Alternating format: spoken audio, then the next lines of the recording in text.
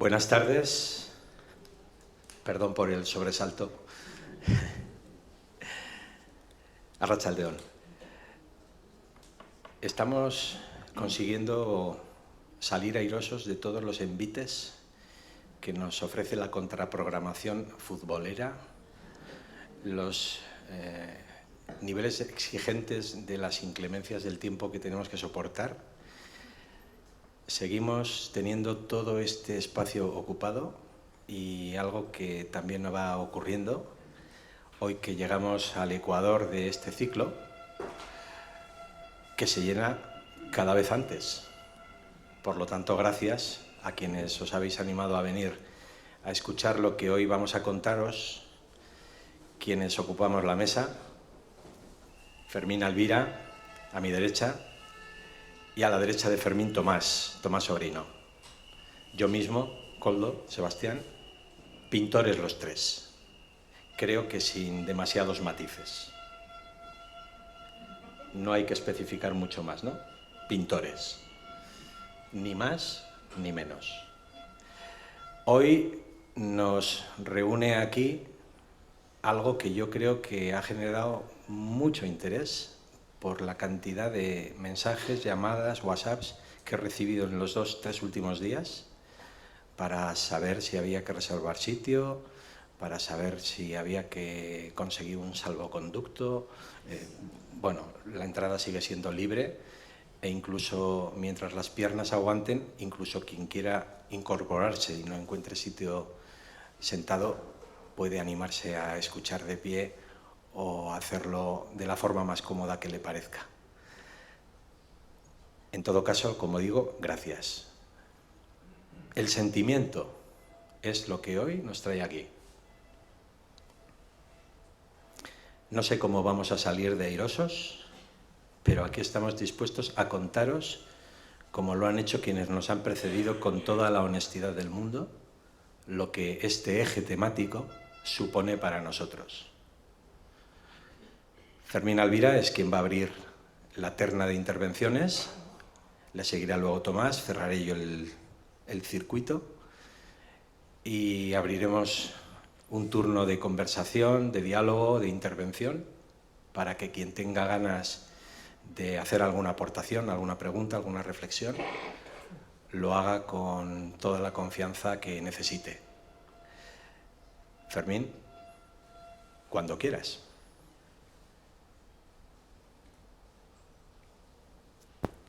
¿Qué tal? Buenas tardes. Gracias, Koldo. Gracias a todos los que estáis aquí por haber venido y por haber decidido pasar un rato hablando o oyendo hablar sobre el sentimiento. Estos de aquí fuera están pidiendo más arte y menos fútbol, ¿no? Los pitidos que hay por aquí, ¿no?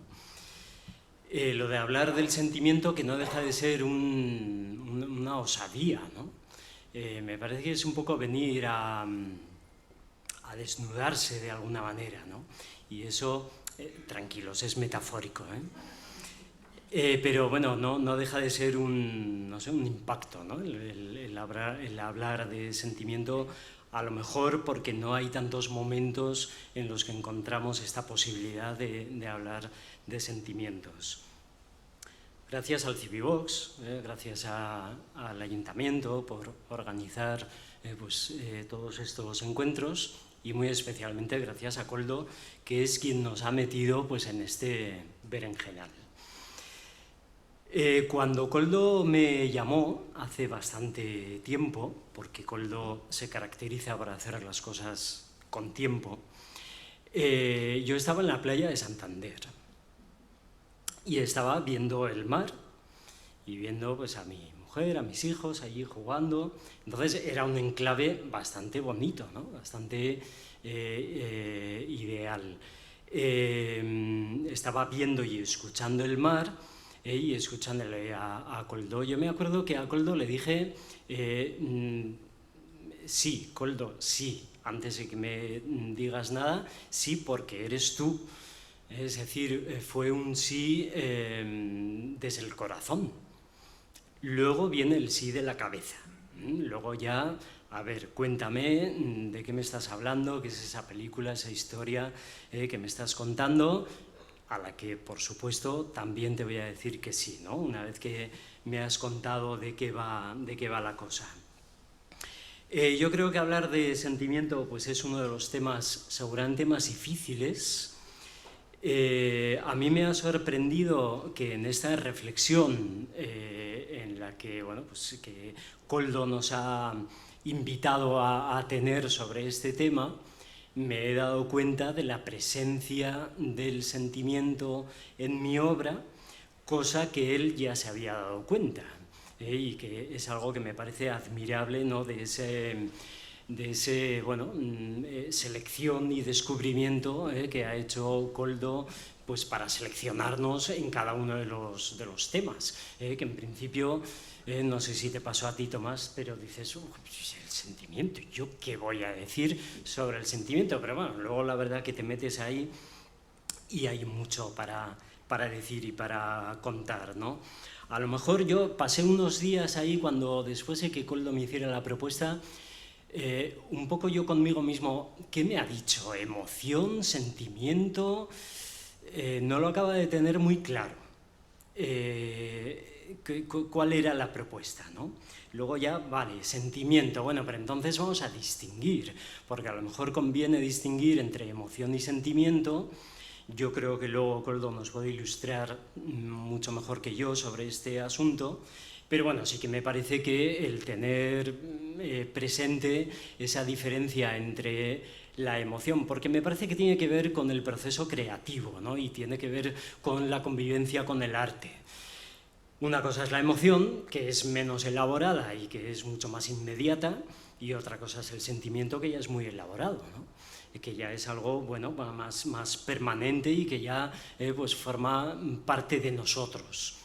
Por lo tanto, cuando hablamos de sentimiento, yo creo que los voy a ir confundiendo uno y otro y tampoco pasa nada, que hablemos de emoción o que hablemos de sentimiento. Pero sí que es verdad que si hablamos de sentimiento, hablamos de una esencia bastante profunda, bastante importante, ¿no? Quizás la emoción pueda ser más anecdótica, pero el sentimiento no. Yo destacaba sobre todo dos que creo que en los últimos tiempos, no sé si durante toda mi vida, me ha acompañado especialmente, ¿no? El amor y el duelo, ¿no? Es decir, el duelo no es un sentimiento, pero bueno, el sufrimiento derivado de ahí, ¿no?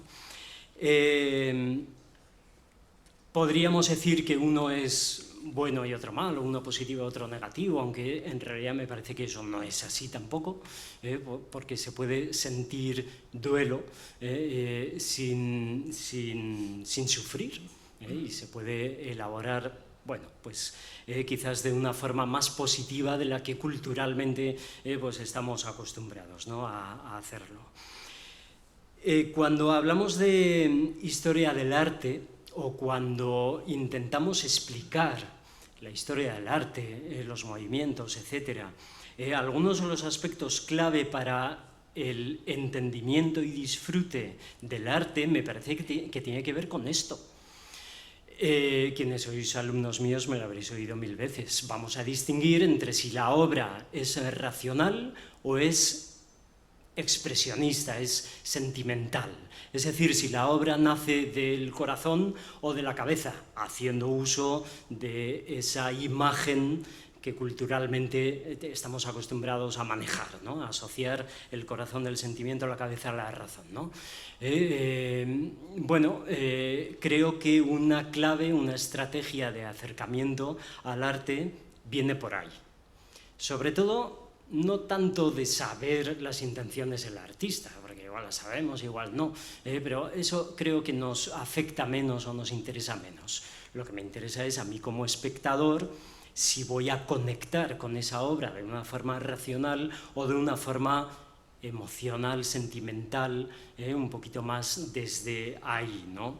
Por ejemplo, cuando viene el neoclasicismo en el siglo XVIII, viene a implantar un oficio, un academicismo, un buen hacer, porque la academia tenía mucho peso en ese momento, y entonces ahí había que dibujar bien, había que componer bien, había que dominar la anatomía, Y sin embargo, ya entrado el siglo XIX, hay una serie de artistas que dicen, bueno, mira, todo esto de dibujar súper bien, dominar, componer perfecto, pues vale, bien, está bien, pero aquí lo que queremos es transmitir sentimiento. Queremos buscar nuestro sentimiento y transmitirlo y manejarlo. Y a lo mejor la mancha ahí nos sirve de recurso más eficaz que el que pueda ser pues esa anatomía perfecta, ese dominio del dibujo, etcétera, etcétera, ¿no? Ahí viene el romanticismo, a defender pues esa posición más sentimental de la creación y del sentido del arte. Luego vendría el realismo, el impresionismo, todos ellos tienen como un componente de oficio y un componente también sentimental. Entonces, bueno, uno tiene que valorar ahí o calibrar si pesa más un lado de la balanza o el otro. En el primer encuentro que tuvisteis aquí, que tuvimos y que participaron Koldo, José Ignacio Abarreta y Carlos Cánovas, Carlos se autodeclaró como un fotógrafo romántico. Bueno, pues yo voy a aprovechar, me voy a autodeclarar pintor romántico. En cuanto se lo oí a Carlos Cánovas dije, yo eso lo voy a soltar también. Como voy a aprovechar, me voy a identificar con ese apelativo de romántico, ¿no? Un poco en el sentido de que, bueno, pues yo pienso que el oficio pictórico a mí lo que me da, lo que me posibilita es manejar, gestionar de mejor manera, quiero pensar, pues el sentimiento, ¿no? La emoción. En la obra de arte esto es una balanza. Es decir, está el oficio y está el sentimiento o la emoción. Es decir, si cuando pesa más uno o pesa más otro, eso se nota. En una obra, en fin, por poner un ejemplo hiperrealista, el oficio, pues el oficio que es donde tengo el reloj, pues representa esta mano, cuando pesa mucho, pues el sentimiento pues seguramente acabe desapareciendo, ¿no? O a la inversa, en un expresionismo, en un neoexpresionismo en el que todo es sentimiento, el oficio a lo mejor pierde, a lo mejor desaparece un poquito más o tiene menos importancia para quien está manejando ese lenguaje. Eso me parece muy interesante. Seguramente las grandes obras de la historia son grandes obras en la historia porque la balanza está equilibrada y porque tiene pues peso de ambas cosas, ¿no? Del oficio y del sentimiento. En el arte contemporáneo habría muchos casos, muchos ejemplos de ese Picasso en la época azul, cuando pasa ese momento triste, melancólico por el suicidio de su amigo, pues por una serie de circunstancias. Y luego Picasso es un artista que siempre está manejando el sentimiento en función de la pareja que tiene en ese momento, de las cosas que le pasan en la vida, etc. Y eso se nota en su obra, en mi opinión, ¿no? El caso de Frida Kahlo, que todos conocemos también, ¿no? Y que es uno de los ejemplos de cómo una artista que pinta desde el corazón. Cuando André Breton va a México, descubre la obra de Frida Kahlo y dice, ¡wow, surrealismo! Y ahí dice, no, a mí no vengas con películas, yo pinto lo que siento. Hay un cuadro maravilloso de Frida Kahlo que está haciendo un homenaje a su doctor y le está haciendo un retrato y en la paleta tiene el corazón. Es decir, le está pintando con el corazón, Frida Kahlo, ¿no? Es una metáfora preciosa. Sorolla, que siempre pintó a su familia. Chagall es un artista. Una vez escuché a un familiar de Chagall que contaba cómo este hombre, Chagall, cuando conocía a alguien, le preguntaba, ¿y tú has conocido o conoces el amor? Pero el amor auténtico, Si le contestaba que sí, bueno, pues qué bien, vamos a celebrarlo. Y si le contestaba que no, le decía, ¿y qué vamos a hacer contigo? Hay que hacer algo. para conocer ese sentimiento profundo que para Chagall era el sentido de toda su pintura. Cuando ves un cuadro de Chagall, todos los personajes están flotando, porque cuando uno está enamorado está en otra dimensión, está todo flotando. Entonces, bueno, es muy bonito como Chagall pues, hace uso de ese recurso. Yo creo que en la creación artística o en la práctica pictórica hay diferentes momentos del sentimiento o de la emoción.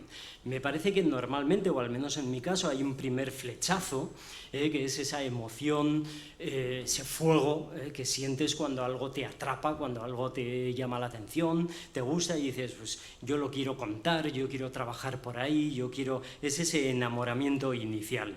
Luego viene la convivencia, que ya sabemos que hay, hombre, todo tan bonito no puede ser, pues ya entramos a la convivencia del día a día, etcétera, pero ahí viene el sentimiento, ya no es el flechazo, ahí viene el amor, y entonces ese es el trabajo del artista, ese es el sufrimiento, a eso Miguel Ángel le llamaba el gozo sufriente, porque la creación siempre tiene una parte de gozo, pero una parte de sufrimiento. Igual lo mismo que en el amor, ¿no? Es decir, pues ahí viene el día a día, ¿no?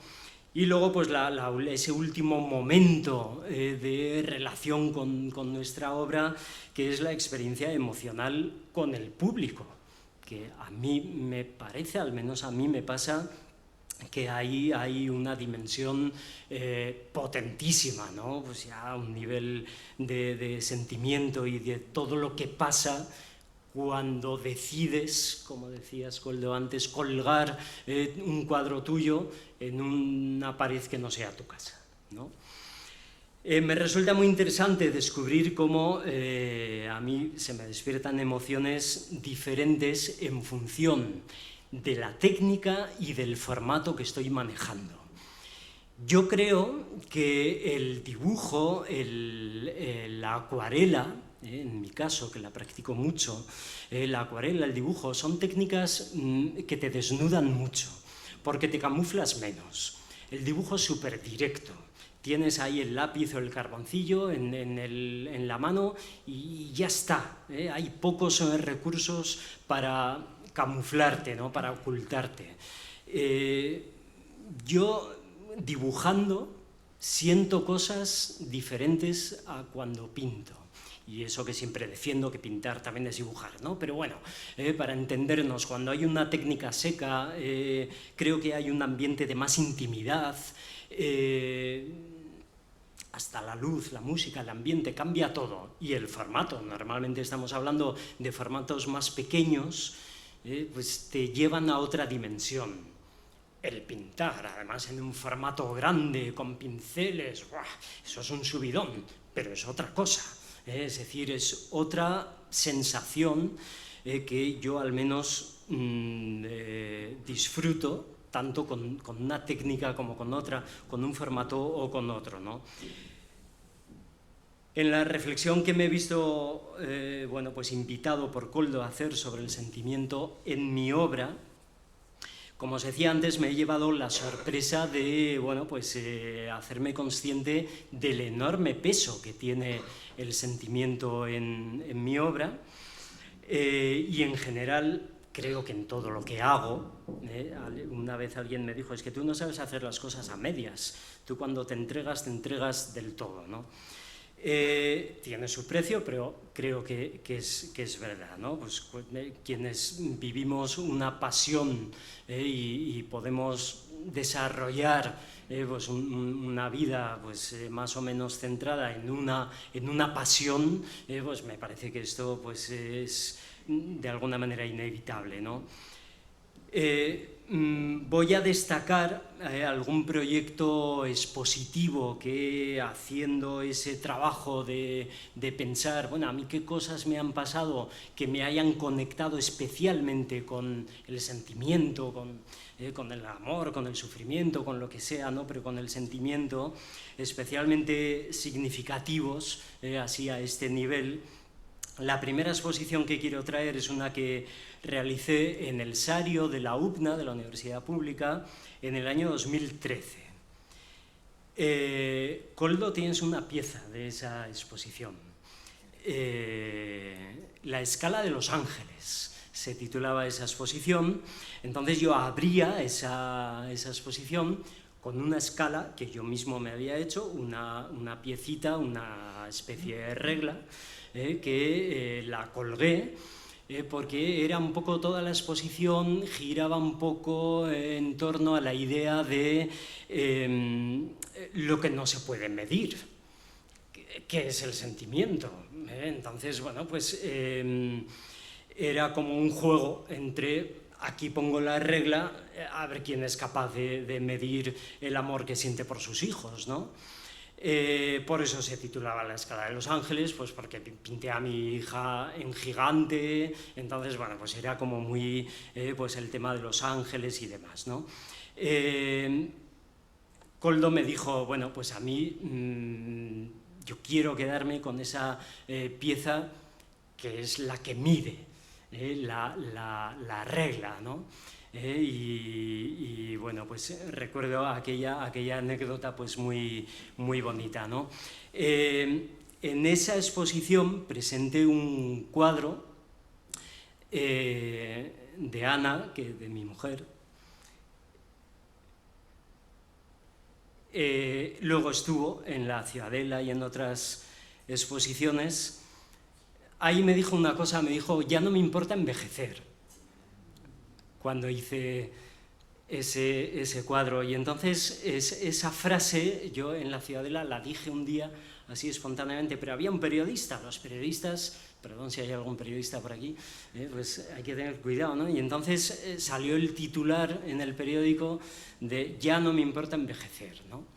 Que no me gustó demasiado, porque me sentí un poco, ay, como que me han, yo qué sé, pervertido una frase íntima, ¿no? Pero bueno, realmente, pues es verdad, ¿no? Que ella me la dijo y es un cuadro que luego lo he vuelto a enseñar en alguna otra ocasión, y eso que es algo que no lo suelo hacer, que no me gusta hacer, pero con ese sí, es un cuadro grande, gigante, etc. Ese mismo año hice un homenaje a Luis Ramos, que igual te acuerdas tú, Koldo, de él. Luis es un amigo que falleció, le hice un homenaje, un cuadro, pues también con su cara grande, etc. Y a esa exposición fue a los poquitos meses de suceder el accidente, va su mujer y su hijo, y el niño le dice a su madre, es que estoy hablando con papá. Y claro, eso a mí me impactó mucho también, ¿no? Porque ese niño había conectado pues, sentimentalmente, ¿no? Con esa obra, pues de una manera preciosa, ¿no?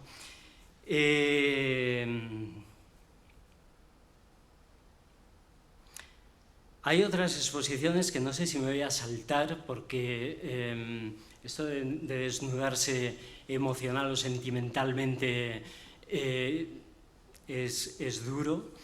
En el año 2018 expuse en el Batán de Villava El Puente de la Vida, una exposición dedicada a mi padre, el día anterior a que empezase su terapia de cáncer, de quimioterapia. Yo me recuerdo pensando, ¿qué me invento de aquí a mañana para que el día de mañana, que era la víspera del primer día de quimioterapia, esté entretenido? Y llevármelo por ahí, no sé a dónde y tal, ¿no? Y entonces dije, ya está, vamos a pintar los puentes de Larga, vamos a hacer una serie de acuarelas en los puentes y le voy a decir a él pues que me acompañe y que hagamos fotos a los puentes, porque sé que es un tema que a él le gusta y demás, ¿no? En el año 2019, en la Puerta Gótica, hice una exposición que se inauguró el día 19 de febrero, que se cumplían 2 meses de su fallecimiento, de mi padre, y se titulaba La ausencia del cuerpo. Fue una exposición que tengo que agradecer a Nacho, que sé que está por aquí también, porque además me dio libertad y me dijo, haz lo que quieras.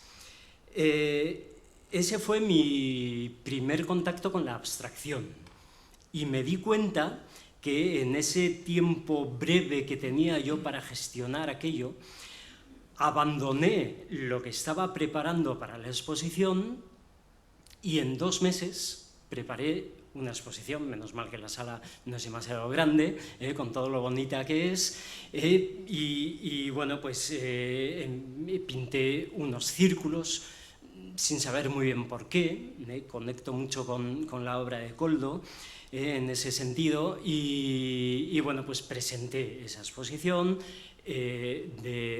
fundamentalmente abstracta, porque yo de alguna manera sentía que a través de la abstracción conseguía, no sé, conectar más con esa sensación que yo tenía en ese momento, ¿no? Nada más fallecer mi padre, yo pinté, pero cuando digo nada más, no recuerdo si fue esa misma noche o al día siguiente, yo pinté. Creo que ha sido la vez en la que más he conseguido, o mejor he conseguido, pintar sin pensar, que esto se dice muy fácil, pero es muy difícil, ¿no? Cuando hablamos del expresionismo abstracto americano, o de la pintura automática, etc., eso es dificilísimo, a no ser, como me dice un amigo, es que tienes que beber, ya, pero yo no bebo, entonces, como no llegamos a ese trance a través de esas ayudas, pues hay que llegar de otra manera. Bueno, pues yo aquel día llegué y entonces, pues por esa situación que estaba viviendo de impacto emocional, y pinté un círculo. No sabía por qué, pero pinté un círculo, ¿no? A posteriori, pues me di cuenta que aquel círculo representaba muchas cosas. Un par de cuadros que hice con círculos, pues representaban muchas cosas. Luego ya le di cobertura racional, ya me lo expliqué a mí mismo, etc. Y recuerdo que un día,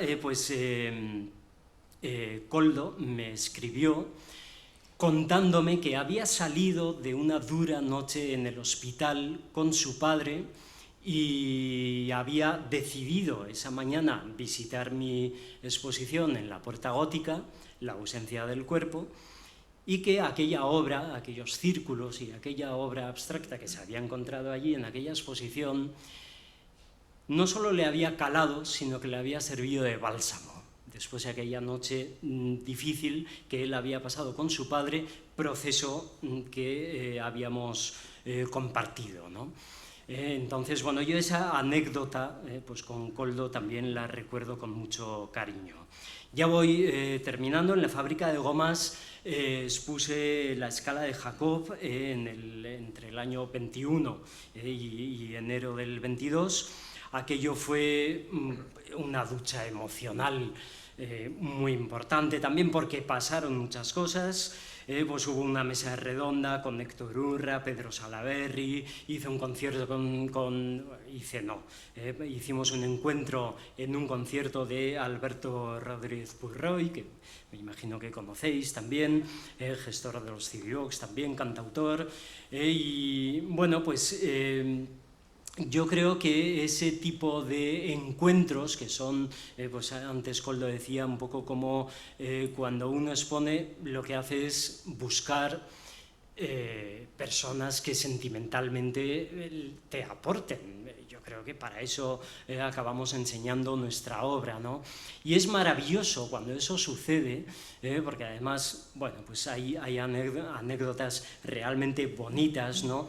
En aquella exposición de la escala de Jacob sí que me voy a quedar con una anécdota que os la voy a contar así un poco rápidamente. Un día habíamos quedado con una persona, la conocíamos muy poquito, llegamos allí y esa persona está llorando en la exposición delante de mi obra. Ella no conocía nada de mi obra, no habíamos hablado nada, yo todavía no le había contado nada, y antes de eso ella me explicó que había conectado con la obra porque estaba viviendo un final de etapa en su vida, representado en el círculo, y porque había conectado con un proceso de duelo que ella había pasado, había vivido, y que a través de mi obra se había conectado con él. Y bueno, pues también ese impacto que yo tuve de que mi obra, que bueno, vale, yo puedo saber cuándo la he hecho y por qué, pero que provoque ese impacto en alguien que apenas nos conocíamos, pues no deja de ser impactante. Voy a terminar ahora sí con un carboncillo en la mano que lo he traído aquí, porque hay una anécdota que tiene que ver con unas experiencias que yo, bueno, tengo la suerte de vivir en la cárcel de Valdemoro, en Madrid, uno de los centros penitenciarios de Madrid, donde aproximadamente una vez al año voy, hago un taller en el módulo de salud mental. Y bueno, pues en una de las ocasiones, después de uno de los talleres, os podéis imaginar que es un día intensísimo, con una convivencia y una implicación emocional y sentimental muy potente. Y bueno, pues después de uno de los talleres, desde la cárcel, me dicen una expresión que a mí me impacta mucho. Me dicen, jo, muy bien, muy contentos, tal. Y además ahí, Pepito, que dice que le salvaste la vida. Y yo, no, hombre, no, yo no he salvado la vida a nadie. Bueno, vale, se lo han pasado bien, ha estado muy bien, ha sido genial. Hicimos un mural enorme que se ha quedado allí y tal. Vale, genial, pero yo no he salvado la vida a nadie. Me repitieron esa frase en varias ocasiones. Yo, para quitarle hierro, porque yo no quiero esa responsabilidad, pues yo pensaba que estaban exagerando. Y cuando vuelvo a los meses, en el pasillo, allí a lo lejos, viene esta persona, Pepito, le vamos a llamar, y desde lejos me dice, Fermín, viene hacia mí a darme un abrazo y me dice, me salvaste la vida. Y yo, pero que no, ¿por qué dices eso? Porque al final, yo no era consciente, no me acuerdo, pero él me contó que al final del taller le regalé algo parecido a esto, es decir, un trocito de carboncillo, y él dice que esa misma noche en su celda se puso a dibujar. Y eso para él, y que no había dejado de dibujar. Y eso para él fue la salvación. Fue una apertura, y además me decía, es que cuando dibujo me siento libre. Bueno, os he contado todo esto con el corazón en la mano, como Frida pintando, y no me quiero alargar más, así que, bueno, con ese carboncillo, pues de momento paramos aquí. Gracias.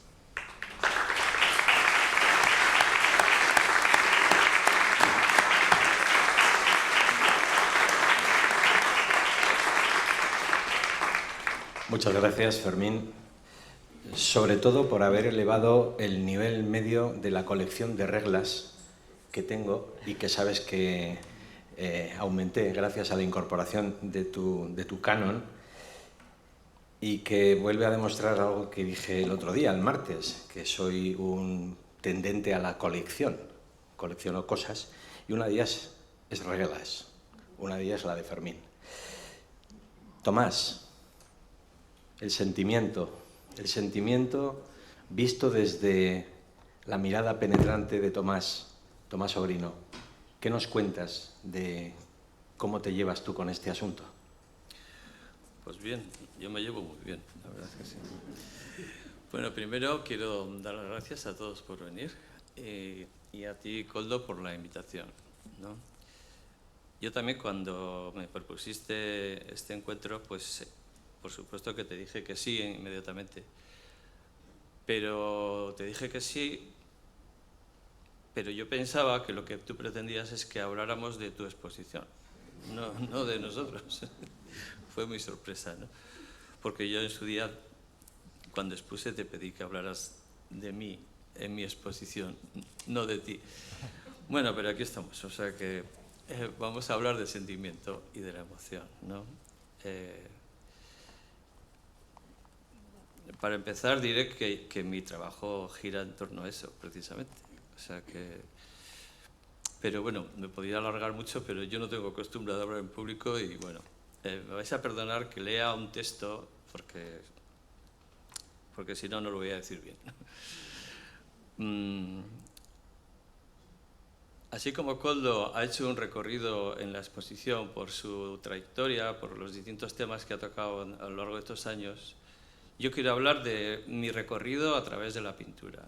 O sea, voy a hablaros de mi vida a través de la pintura de una forma muy rápida. No me voy a enrollar tampoco, pero con detalles, pero de una forma general para que veáis que desde dónde empieza mi actividad pictórica. Bueno, sin más os voy a leer un texto que escribí hace un par de años para una exposición. Se titula Por amor al arte. Digo, si hoy estoy aquí es precisamente porque un día me enamoré de la pintura. Había oído hablar de ella, pero la verdad es que no la conocía muy bien. Tenía mucha curiosidad y me había acercado a ella alguna vez, pero me producía mucho respeto. Como todos, había empezado dibujando y me acercaba con el dibujo, pero la pintura, no sé por qué, me producía mucho respeto. Dibujé mucho tiempo antes de empezar a pintar. Me fui acercando a ella hasta que un día me la presentó un amigo. Fue como presentarme a mi futura novia. Me habló mucho de la pintura, de la belleza, del arte en general, de los hombres y las obras que a lo largo de la historia la han hecho grande. Me habló de todo, de lo divino y de lo humano, y consiguió que sintiera ese gusanillo del arte que ya siempre me acompaña. Nos conocimos, nos fuimos tratando, hasta que me enamoré perdidamente de la pintura. Al principio nos veíamos poco, los fines de semana, después del trabajo, hasta que llegó un momento en que necesitaba una relación mucho más profunda. Es lo normal en estos casos, ¿no? No quería yo una relación solo de fines de semana, de compartir los ratos de ocio, de pasar un rato. Yo quería vivir con ella. No podía vivir sin ella. Así que dejé mi trabajo y me casé con ella. Eso fue un verdadero matrimonio. Y desde entonces todo cambió. Descubrí un mundo muy diferente. Tenía expectativas, pero fue mucho mejor de lo que esperaba. Gracias a ella he conocido a personas maravillosas que han enriquecido mi vida. He descubierto lugares, paisajes nuevos y que de otra forma no habría reconocido. Descubrí que se puede entender el mundo mucho mejor, se puede comprender más cosas y disfrutar del arte y de la vida de las personas y de todo en general mucho más. Y desde entonces es mi forma de vida y es lo que da sentido a mi vida. Bueno, con esto quería hacer una pincelada así rápida sobre lo que supone mi vida, la pintura en mi vida. Y veréis que es como el centro y lo que mueve todo mi actividad y todo. Ahora os voy a explicar un poco mejor esto que está dicho muy deprisa.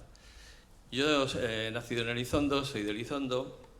En Elizondo sabéis que es un pueblo muy pequeño, pero tenemos la suerte de que ha habido una actividad pictórica y artística importante, ¿no? Sobre todo para los pocos que somos. Y yo de siempre me he sentido pintor. Tengo que decir que desde niño yo me levantaba a la mañana a desayunar y ya mientras desayunaba hacía un dibujo con el lápiz encima de la mesa que luego tenía que borrar y tenía que fregar porque mi madre se enfadaba. O sea, yo dibujaba continuamente, era mi forma de expresarme y de entender todo. Y como decía en este texto, yo siempre dibujaba, pero no pintaba. Me producía mucho respeto a la pintura. Y una vez se acercó a Elizondo un señor, nosotros le llamábamos el francés. Le llamábamos el francés no porque fuera francés, sino porque venía de Francia, él vivía en Francia, aunque él era de San Sebastián, y por circunstancias vio mis dibujos. Tuve la oportunidad de enseñárselos, tenía curiosidad y le gustaron mucho. Y me dijo, ¿y tú por qué no pintas? Y digo, pues no pinto, no sé, la pintura siempre me ha dado mucho respeto. Y me dice, tienes que pintar. Y me regaló una cajita, aquellas de puros de madera que había, ¿os acordáis? Con unos tubos de pintura y un par de pinceles. Y me dijo, pinta. Pero bueno, no solo me dijo pinta, que ya pinté, ¿no? Pero a la vez me dejaba libros de pintura, me hablaba de arte, era un hombre con unos conocimientos artísticos importantes y una colección de libros maravillosa. Entonces él me metió el gusanillo este que digo del arte y que todavía continúa, ¿no?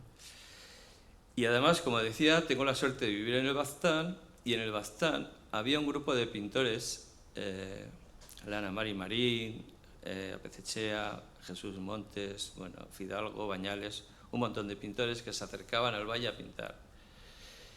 Y yo la verdad es que pintaba y empecé a pintar, pero totalmente autodidacta. Solamente he recibido unas clases de dibujo artístico en San Sebastián cuando estuve estudiando y lo demás he tenido que aprender por mi cuenta, ¿no? Como decía antes Koldo, pues prueba-error. Así es cuando aprendes y no se te olvida, ¿no? Metiendo la pata es como mejor se aprende. Bueno, como decía, pues pintaba en mi pueblo hasta que un día la Ana Mari Marín se entera de que pintaba. Entonces, por aquella época, bueno, por supuesto no había ni casa de cultura en el Baztán, ni nada parecido. Eran otros tiempos, ahora nos parece raro, ¿no? Porque todo el mundo da clases de todo, hay clases para todo. En aquel tiempo no había nada. Y Ana Mari se entera de que pintaba. Entonces, ella organizaba, durante las fiestas del pueblo, en julio, organizaba una exposición de pintura en un local que había en los bajos del Ayuntamiento de Elizondo, que no era ni por mucho una sala de exposiciones, pero con su habilidad lo apañaban para colocar allí una exposición de pintura. Imaginaros que en aquellos tiempos, en esas exposiciones, podíamos ver a Basterrechea, a Oteiza, a Fidalgo, Bañales, Menchugal, o sea, era un lujo, la verdad que era un verdadero lujo. Y además teníamos en el Baztán la Coral de Elizondo, con su director, Juanito Eraso, que dices, ¿qué tiene que ver con la pintura? Pues a mí me ayudó un montón, porque yo oía la coral y vamos, es que era conectar con una emoción, pero directa, vamos. Yo me acuerdo que solía ir al coro donde cantaban ellos a oírles de cerca, porque quería oírles de cerca, y solía soñar, era un chaval, y decía, algún día me gustaría pintar este sonido, ¿no? Bueno, por supuesto que nunca he llegado a pintar el sonido, pero bueno, ahí ando poco. Y como os decía, nos invitó la Ana Mari, bueno, a un amigo de Elizondo y a mí a participar en esa exposición, y aquello fue un regalazo, ¿no? Como comprenderéis, estar con cuadros, colocar los cuadros tuyos al lado de esta gente que para nosotros eran las referencias absolutas, era súper emocionante. Pero lo importante no fue exponer con ellos, lo importante fue conocerles y poder salir al campo a pintar con ellos, que es lo que ocurrió, ¿no? No solo nos invitaron a exponer, sino nos invitaron a pintar con ellos. Y eso ha sido mi mejor universidad, ¿no? Tener la oportunidad de pintar con Ana Mari, con Apezechea, con Fidalgo, bueno, con Menchugal, con su carácter y con su fuerza. Esas son unas clases para mí impagables, ¿no? Y bueno, tuve esa suerte de vivir ahí y encontrármelo, ¿no? Y sobre todo con Apezechea, ¿no? José María Apezechea, que vivía en Errazu, tenía él una tienda de telas y para mí fue un lujo porque estaba siempre disponible. Como os he dicho, un día tomé la decisión de dedicarme a pintar y yo podía ir a cualquier hora y sabía que él estaba allí. Y sabía que estaba y me recibía de mil amores y decidíamos, pues vamos a pintar o vamos a charlar o vamos a almorzar y vamos a hablar de pintura. Y Apezechea ha sido para mí mi maestro absoluto. Luego ocurrió una cosa maravillosa también, que en aquel tiempo, como os decía, no se daban clases de nada, pero ya empezaron a aparecer algunos cursos de pintura por algunas academias y en algunas casas de cultura. Y nosotros, como pintábamos en la calle, salíamos a pintar al natural, ¿no? Poníamos el caballete en la calle, veíamos que la gente no salía al campo a pintar. Pintaban en el estudio o en una sala o en casa, pero no salían a pintar. Y entonces lo hablamos, Apezechea y yo, y decidimos proponer al ayuntamiento un taller de pintura al aire libre para ver qué pasaba. Queríamos trasladar lo que hacíamos, no solo a Apezechea, Ana Mar y yo, sino todos los pintores del Bidasoa, la escuela del Bidasoa, que lo denominó Javier Zubiaur, salían al campo a pintar del natural. Y queríamos transmitir eso a las nuevas generaciones, pues de una forma muy sencilla, sin más. Vamos a probar a ver qué pasa. Y bueno, pues esto empezamos en el año 95, creo que es, 94, 95, y puedo decir que todavía seguimos pintando, ese curso todavía continúa, ¿no? Apezechea falleció, Ana Mari falleció, los demás pintores fallecieron y de alguna forma me he quedado solo. Me han fallado los maestros, pero bueno, no me fallaron en ningún momento, ¿no? Que se me tiene, han desaparecido, quiero decir, pero yo suelo decir que me quedan mis alumnos, porque a mí me encanta dar clases, me encanta enseñar, porque yo aprendo con los alumnos. Yo se lo digo muchas veces y ya sé que no me creen, pero yo aprendo con ellos y sigo aprendiendo. Y desde aquí veo, bueno, me emociono. Veo unos cuantos alumnos y les agradezco y les doy las gracias por venir y por ser.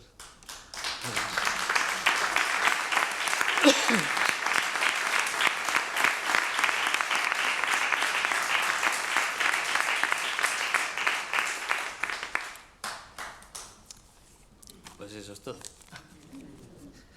Si queréis preguntar algo o cuando. Bueno, Tomás,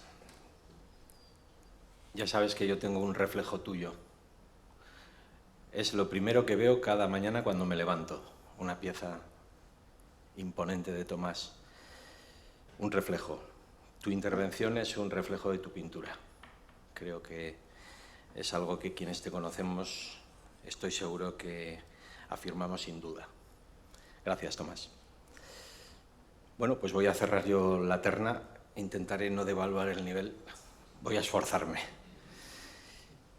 Bueno, pues siguiendo con mi esquema de las anteriores sesiones, intentaré explicar el papel que juega el sentimiento en aquello que artísticamente me traigo entre manos.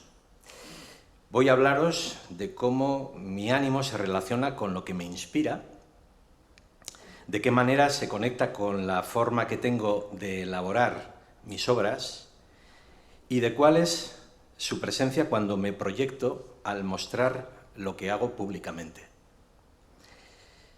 Yo parto de la base de que según pienso, siento, y según siento, actúo. Y mi relación con la actividad plástica me confirma que es la construcción cognitiva que yo hago de la realidad la que gobierna la tendencia de mis afectos. En esta cuestión soy muy estoico y participo de la idea de Epícteto, según la cual no son los sucesos en sí los que me hacen sentirme de un modo más o menos alegre, triste, enfadado, amedrentado, sino que es lo que yo me digo a mí mismo sobre lo que me pasa, lo que provoca mis sentimientos. La idea que yo me hago sobre aquello que me ocurre es la verdadera clave a la hora de entender mi estado de ánimo. Tengo claro, no obstante, que los sentimientos se preceden de sensaciones y emociones que son el fruto inmediato de lo que nos impacta, en la línea de lo que Fermín ya adelantaba. Sin embargo, esas entidades psicofisiológicas, automáticas, removientes, intensas y transitorias, que nos activan la reactividad y el impulso, se separan de los sentimientos precisamente por la valoración subjetiva que hacemos de ellas al hacerlas conscientes y convertirlas en un estado mental. Tener un sentimiento es hacer una interpretación de las emociones que nos asaltan, y eso no es posible lograrlo sin pensar. Cualquiera de mis obras genera en quien la percibe unas sensaciones.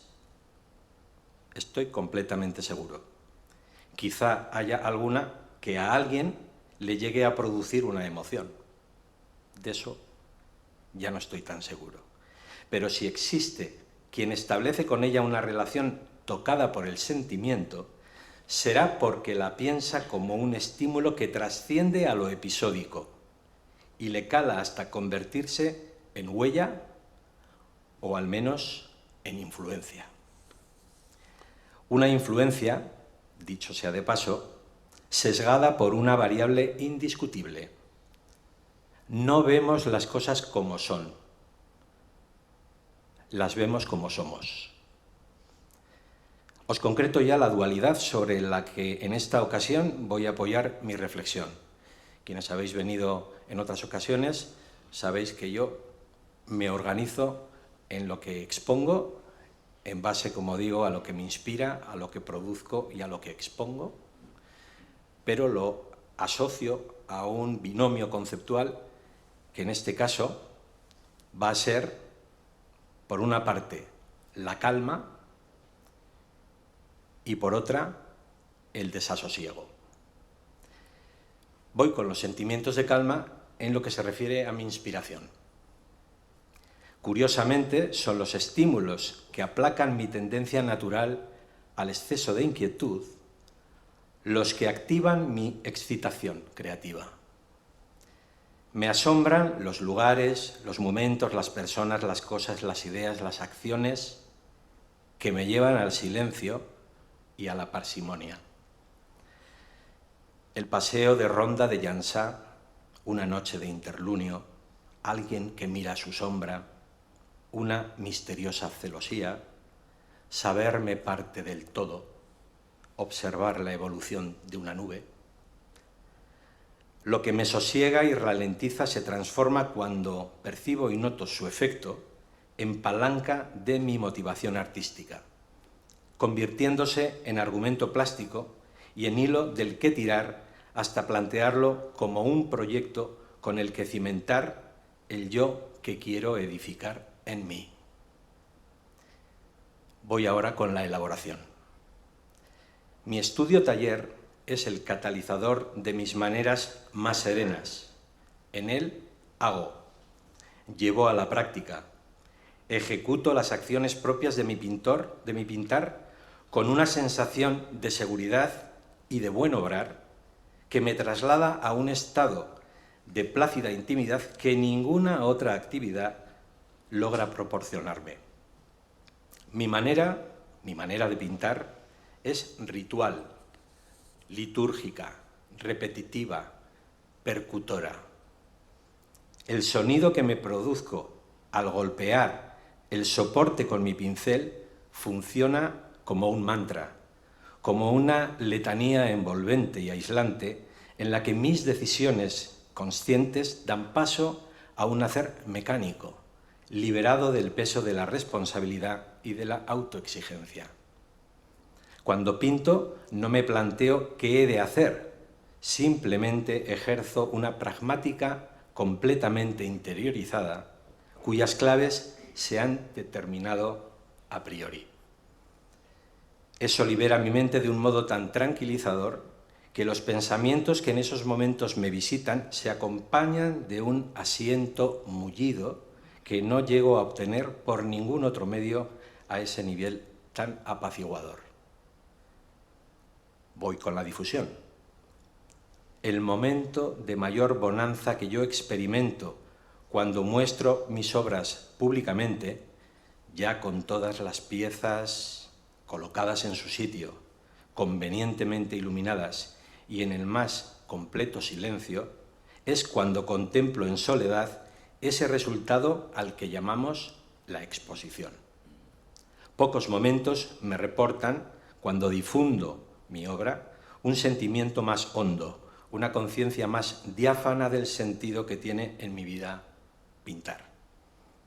Ver ofrecidos mis resultados refuerza la conexión que establezco con aquellos impactos que me han conmocionado hasta convertirse durante años en ejes de mi autoconstrucción.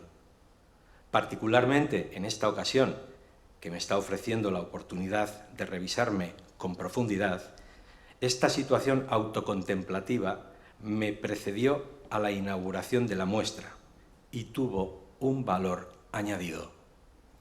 Ese valor fue el permitirme reconocer en mis sentimientos uno que es la madre de todas las calmas, el que despeja mis dudas y disuelve mis inseguridades, la certeza.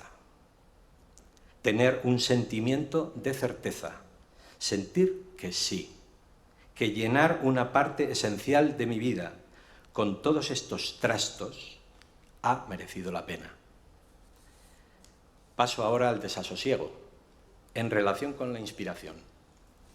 Para alguien tan segurola como yo, que no entiende su metodología de trabajo sin precaución y repaso, la desestabilización, la fractura con la inercia de lo conocido y lo controlado, abre paso al abismo. Desplazar los límites de...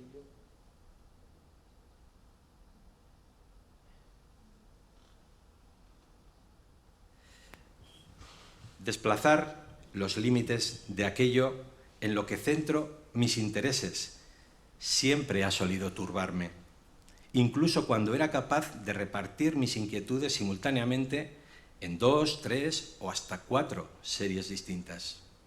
Salirme del marco argumental en el que me encuentro me desconcierta, me abruma, cada vez más. Sin embargo, evoluciono, a la vista está. Pero como dije el martes pasado, creo profundamente en el poder de la lentitud. Y estoy convencido de que es la lentitud de mis avances lo que hace que mi inseguridad pueda transformarse en un reto. Ir despacio tiene muchas ventajas. Por ejemplo, la toma de decisiones graves como reducir mi paleta de colores, aclarar con gris, introducir la línea curva o tactilizar mis cuadros con cera no son el resultado de una improvisada decisión ni una explosión de mi ocurrencia. Todo ello es el fruto de haber detectado un tintineo interior, una llamada reclamante que ha hecho que mis pasos se hayan decidido orientar hacia territorios ignotos. Y eso sí me genera cierta inquietud y desasosiego, aunque no hasta el punto de alterarme en exceso, porque es precisamente ese andar lento que yo he elegido lo que me lleva a vivir cualquier iniciativa plástica de un modo no trepidante en el que poder corregir cuanto sea necesario. Es lo que mejor sé hacer, corregir. Los cambios me agitan más que me inspiran, sí. Por eso procuro cambiar despacio. A veces cambio tan lentamente que solo el paso de los años y la perspectiva me evidencian el camino andado. El desasosiego en relación con la elaboración me lleva a decir que aquí sí, aunque el método y la lentitud siguen siendo dos magníficos aliados, mi apuesta por mantener elementos precisos con los que obtener resultados óptimos me obliga a moverme en el filo de la navaja. La perfección técnica a la que aspiro durante todos mis procesos y la intransigencia de los elementos formales con los que me relaciono me obligan a asumir, a mi pesar, una incapacidad para controlar todas las variables al 100%. Me incomoda profundamente no ser un dios en mi oficio. Pero el borde seco, el ángulo recto, los puntos exactos de tangencia no admiten márgenes de maniobra. y no siempre alcanzo la pureza que me reclama mi idea. Si por mí fuese, me manejaría bajo el principio mental de error cero, pero mi querencia por lo analógico y lo manipulativo hace que tenga que asumir niveles de incertidumbre que no puedo controlar al completo. Con mis quehaceres aspiro a estar tan próximo a la idea preconcebida, como me es posible. No me gustan las sorpresas y el suspense en mi oficio me estimula mucho menos que alcanzar el objetivo pretendido mediante la aproximación progresiva a lo que deseo. Sin duda, soy mucho más un investigador que se agarra a la premisa de su búsqueda que un aventurero que se mueve al encuentro de lo que se cruce en su camino. Termino con la difusión. Cuando enseño mis resultados, asocio el desasosiego a la decepción que conlleva no llegar a conectar de algún modo, aunque sea remoto, con quien lo contempla. En mi caso, exponer mis cuadros supone mostrar lo íntimamente elaborado a quienes os asomáis a ello. Cada vez me impone más respeto y me produce más vértigo hacerlo. Porque, ¿quién soy yo para invadir el espacio público con mi subjetividad? ¿Qué derecho tengo a reclamar atención? ¿Qué aporto a mi entorno a través de mi creación plástica? Soy de los que está en las salas de exposiciones cuanto puede. Estoy predispuesto al diálogo y a ofrecer mis puntos de vista sin ánimo de que sean entendidos como el descifrado de un enigma, más bien como simplemente mis propios planteamientos. Pero también reconozco que me incomoda la aproximación superficial del curioso deambulante que carece de una mínima inquietud y te arrolla con su prisa y su desgana. Yo, como ya dije, y acaba de recordar Fermín, busco almas gemelas, no que piensen, sientan o actúen como yo, sino que necesiten hacer preguntas a las que quizá dar una respuesta, como decía antes en el corro, que para ser válida siempre deberá ser provisional. Muestro con desnudez lo que soy y tengo la esperanza de encontrarme con alguien que pueda arropar con su piel dubitativa mis propias inseguridades. No lograrlo forma parte de las opciones y de la decepción. Conseguirlo trae consigo el sosiego que ofrece la compañía que solo puede ofrecerte un par. Concluyo. Pinto para que mis sentimientos se tiñan del color de lo profundo. Mis manos. Es lo que hago con ellas lo que realmente aquieta mi ánimo. Os muestro mis cacharros porque la soledad que soy os necesita. ¿Qué me puede hacer sentir la innecesidad que contiene un suspiro colmado? La paz.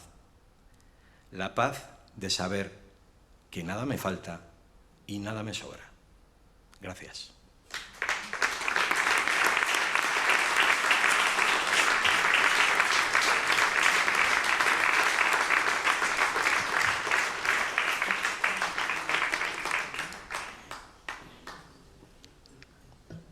Bien, pues después de nuestras intervenciones vamos a abrir esto al diálogo que sea posible y mientras se puede caldear un poquito la intención de participar, yo quiero haceros una pregunta a ambos que, si no os importa, contestáis como queráis.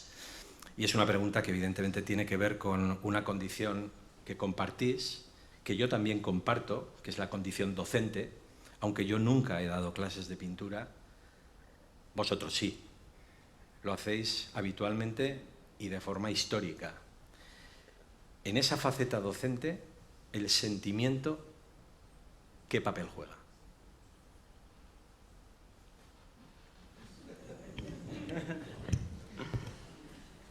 Bueno, en mi caso es muy claro, ¿no? Yo intento pintar emociones y lo que trato de enseñar a mis alumnos, bueno, yo primero les escucho, ¿no?, lo que quieren, y luego les ayudo a llegar a donde quieran llegar, ¿no? El sentimiento es importantísimo. Antes se ha planteado aquí, ¿no? El arte, la pintura es un equilibrio, ¿no?, entre la razón y la emoción, ¿no? Tiene que haber de las dos cosas y tiene que haber algo equilibrado, ¿no? O sea, la pura razón es la locura y la pura razón es la muerte y la pura emoción es la locura. Tiene que haber de los dos y trato de sembrar ese equilibrio. No sé si lo consigo, pero bueno, eso intento. Si quieres. Bueno, para mí es también, bueno, estoy de acuerdo con Tomás en que en la actividad docente el sentimiento es un plato fuerte muy, muy importante. Yo creo que en las clases que yo planteo intento, no sé si tanto pintar bien, aquí hay alumnos míos que lo podrían, quiero decir, yo creo que en la mayoría de los casos el pintar bien es lo de menos, porque tendríamos que empezar por definir pintar bien, ¿no? Entonces ese academicismo, por así decir, pues pierde, ¿no? Pierde importancia y aparecen otras cosas. Una relación, salimos en nuestras casas. Para mí sería un rollazo no dar clases, porque las clases te ponen en contacto con gente. ¿Qué hay más divertido que eso, no? Me encanta ir a una clase, ¿no? O sea, a compartir. Y bueno, pues un poco cómo estamos cada uno, etcétera, y me parece que eso, bueno, pues forma parte de esa actividad docente que indudablemente es un enriquecimiento personal importantísimo. Como decía Tomás, en las clases se aprende muchísimo. Yo, vamos, prácticamente convencido de que se aprende más de lo que se enseña, y es que encima de eso es un enriquecimiento personal pues incomparable, ¿no? Bueno, vamos a abrir un turno de intervenciones. ¿Hay alguien que...? Pásame por favor el micrófono. Sí, ¿hay alguien que pueda acercarle por favor el micrófono a nuestra amiga que quiere intervenir?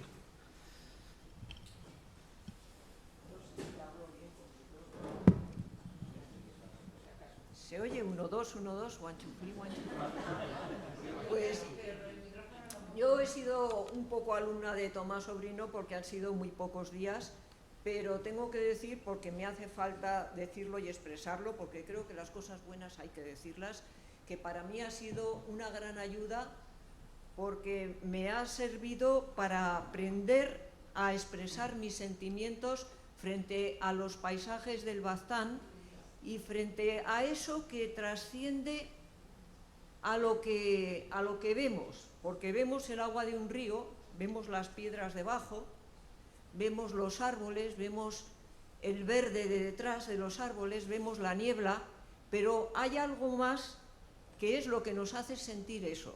Entonces, bueno, pues le agradezco mucho a Tomás Sobrino que me haya ayudado a expresar ese sentimiento. Y cuando los sentimientos son ya más profundos y más elaborados, pues yo cuando voy a exposiciones ya, no sé, de más profundidad, me siento un poco culpable de no entender. Y no es que no quiera entender, es que las mujeres durante muchos años hemos tenido sentimientos igual que los hombres, pero nos los hemos tragado.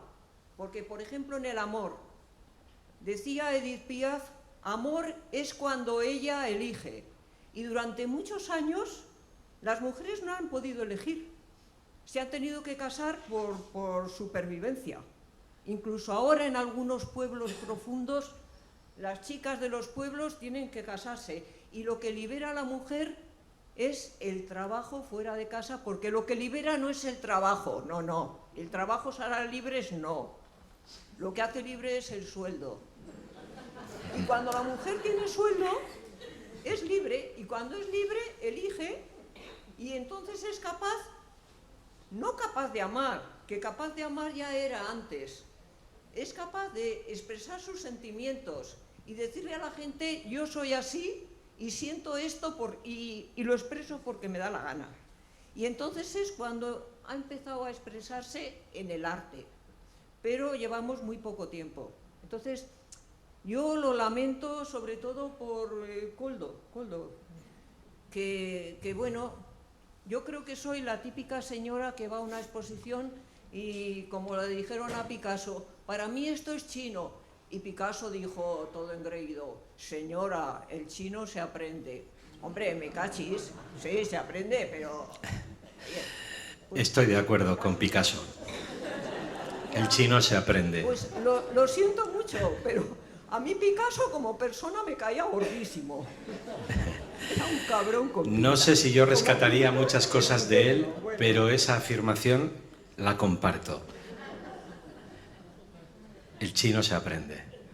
Sí, lo que hay que tener es oportunidad para aprenderlo y ganas de aprenderlo.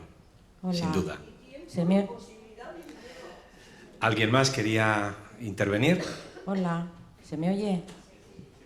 Bueno, a ver, yo también suelo participar en los cursos de pintura al aire libre con Tomás y creo que he aprendido a pintar con Tomás.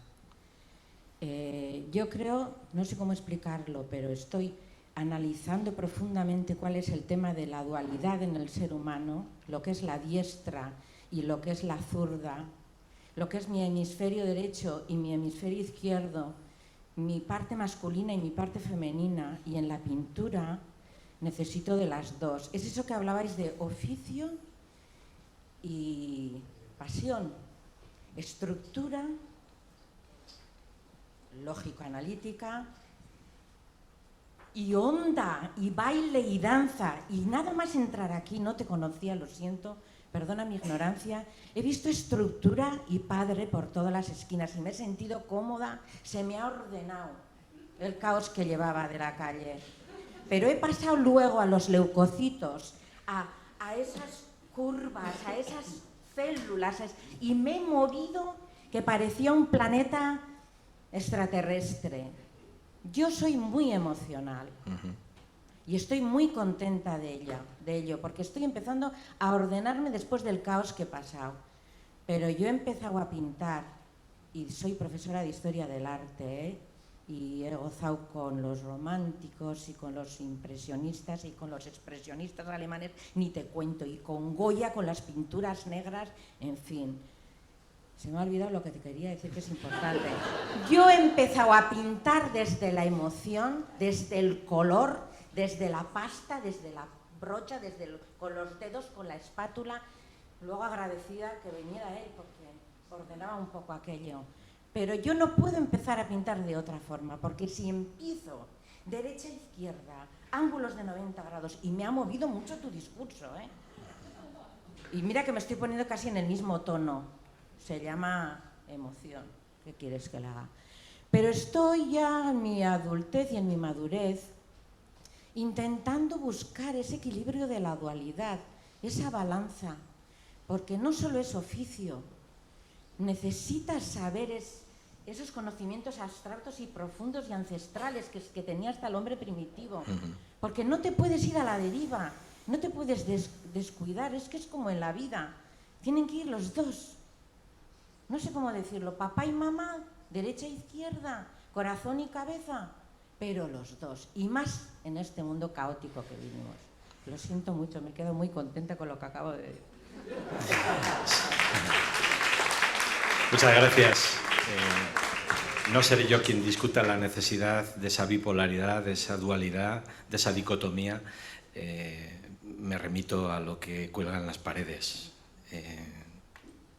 mi obra... Las interpretaciones son muy subjetivas de cada uno. Espero no haberte ofendido porque me ha encantado. En absoluto, en absoluto. Nada más lejos que eso, de cualquier ofensa. Vamos, por favor. No, en absoluto. En cualquier caso, yo desde hace tiempo he tomado una decisión que la aprendí en un chiste que me contaron. Yo soy muy malo contando chistes, pero voy a contar uno. ¿Y tú por qué vives tan feliz? ¿Por qué estás tan en paz? La verdad es que creo que es porque no discuto con nadie. Dice, hombre, no será por eso. Pues no será.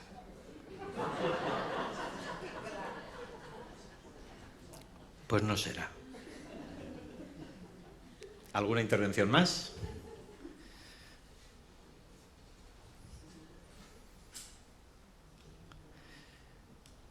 Pues este es un buen momento para dar por concluida esta última sesión de esta semana. Me permito deciros que si tenéis interés en conocer la publicación que se ha editado en relación con esta exposición, se presenta el sábado a las 18:30 horas aquí mismo y posteriormente tiene lugar una visita dialogada, un recorrido comentado que haremos con quienes tengáis ganas de aguantar mi chapa. Gracias.